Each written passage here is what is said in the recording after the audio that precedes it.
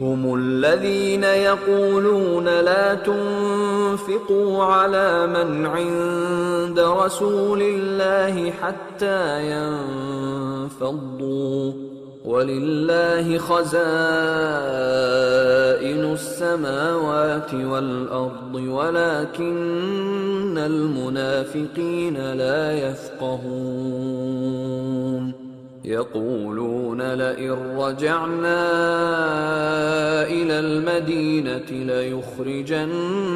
الأعز منها الأذل ولله العزة ولرسوله وللمؤمنين ولكن المنافقين لا يعلمون